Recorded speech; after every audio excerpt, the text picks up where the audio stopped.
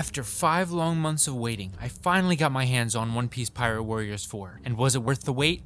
But it got me thinking, what would be the ultimate One Piece game? I've played all but one of the One Piece games released in North America, and I've enjoyed all of them at least a little bit, but I don't think any of them have quite scratched that itch. So here's a video about what I think the perfect One Piece game would look like. To really break this down, I think we should look at what makes One Piece good and what makes a good video game, and see where the overlap is.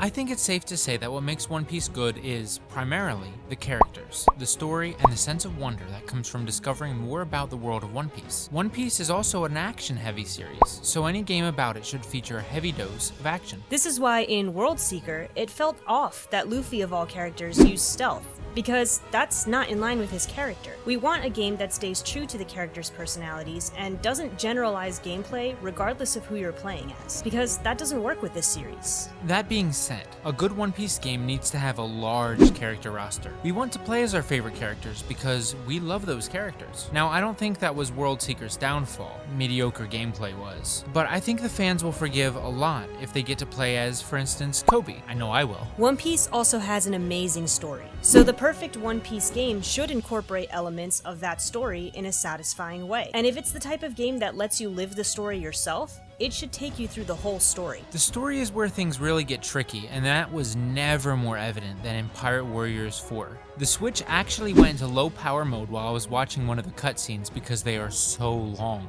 And instead of letting us play the story, a lot of One Piece games just show us the story, and then give us a few enemies to beat up. Which would be more emotional, watching Mary burn, or actually having to walk over to it and light it on fire yourself? Pirate Warriors 1 did this a little bit. They would have battle sections followed by alternate forms of gameplay, like having to figure out how to get Nami safely up the mountain to Dr. Kureha. It was fun, and a One Piece game doesn't need to be all about combat. In my opinion, the ultimate One Piece game should let us play through the story. We should be able to hunt beetles in Jaya, participate in the Davy back fight, and like we said, light Mary on fire. Playing through these moments would make the story so much more personal and special.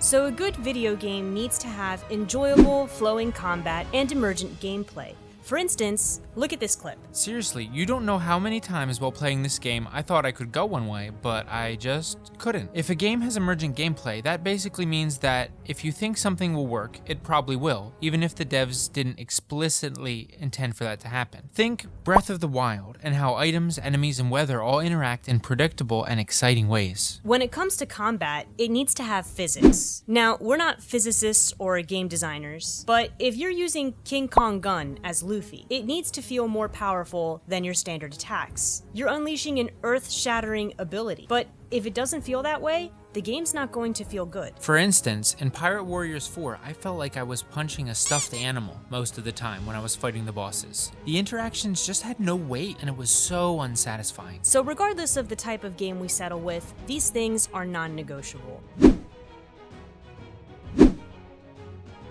So what type of video game should our perfect One Piece video game be? Well, there are two threads we could follow. We could make a canon One Piece game, or a non-canon One Piece game. Let's talk about the canon game first. In our ideal canon game, you should be able to play through each of the Straw Hat Crew's storylines individually. You can fight Mr. One as Zoro, and Senor Pink as Frankie. Maybe there could even be a minigame where you can master the art of leaning at 45 degrees with Brooke. I just think little things like that would be awesome. You would start off as Luffy and play through the entire storyline. Every time you recruit a member from the Straw Hat Crew, it unlocks their story. So when you finish Luffy's storyline, you can play the whole game all over again, but from the perspective of another character. Or, if you don't want to finish Luffy's storyline, just start again whenever you want to with the newly unlocked character of your choice. For characters that are not in the Straw Hat Crew, it would be very cool if you could unlock them in multiplayer by defeating or encountering them in the single-player story mode. One Piece Unlimited Adventure did this, and I don't know if it's ideal for everyone, but I loved this feature. Of course, I wouldn't want to bring over everything from that game's fairly simplistic multiplayer, but literally everyone you encountered in single player was playable in multiplayer. You could do Gaimon versus Whitebeard, for instance. Of course, we still have the question of what kind of multiplayer would work best, and I think that's very subjective. But personally, I think a 2D platform fighter would be the best route. But that may just be because Super Smash Bros. Is my favorite fighting game. In this multiplayer mode, characterization should still be taken into consideration. For example, a lot of One Piece games try to stay true to Sanji's character,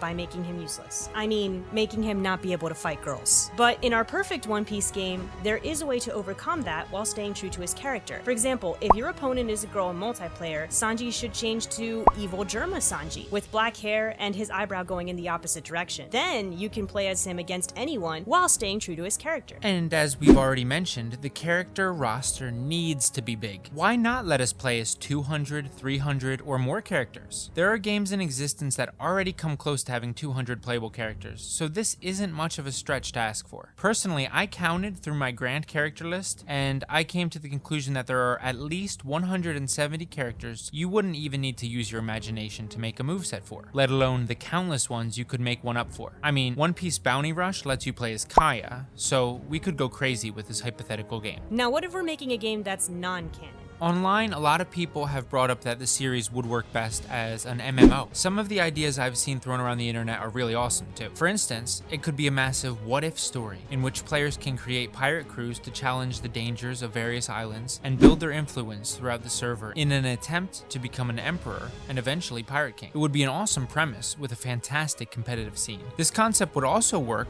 as a single-player game. Or the game could be more of a League of Legends setup, where you can play as whoever you want to play as from the get-go, form teams, and have a capture the flag-like type of game, where it's all goal and strategy oriented, which would be my preference. For the MMO style game, I originally thought it would be great to form crews with other players, but this would get complicated from a logistics standpoint, because if you're not all on at the same time, or you have that one friend who just stops playing for a month, you know that one.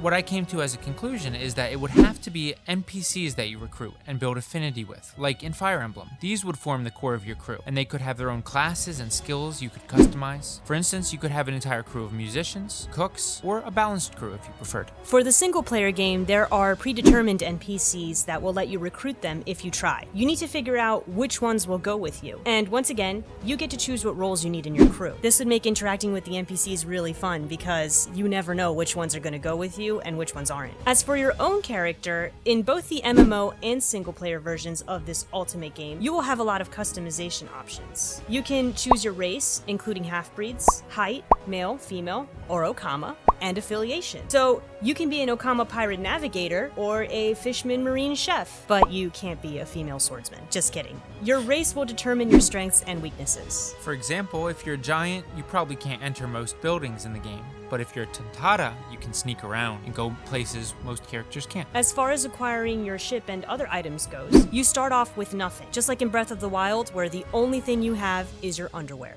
I want to start this game in my underwear. You need to interact with NPCs and go places in order to get the things you need. For example, Luffy got the merry-go after helping Kaya. So if you want a merry-go of your own, try doing an NPC a favor, or going on a side quest, or steal one. You are a pirate after all. Once you get to Water 7, you have a chance to upgrade or customize your ship. That is, if you have the money for it. And your choices would have an effect on how others see you, and whether they will be your friends or enemies. Your outfits would also affect how others interact with you. For example, if you're a Marine but you're wearing a different outfit, no one will treat you like a Marine. If you're not a Marine but you steal a uniform, you can infiltrate the Marines and they will be none the wiser. This is comparable to Gerudo Town in Breath of the Wild. Or the G8 arc, everyone's favorite filler. As for the timeline, perhaps you could live in the same world as Luffy and the Straw Hats and decide to be their enemies, allies, or maybe behave neutrally towards them. Or the game could take place before Luffy has become a pirate, in which case your highest attainable goal would not be Pirate King, but Yonko. I think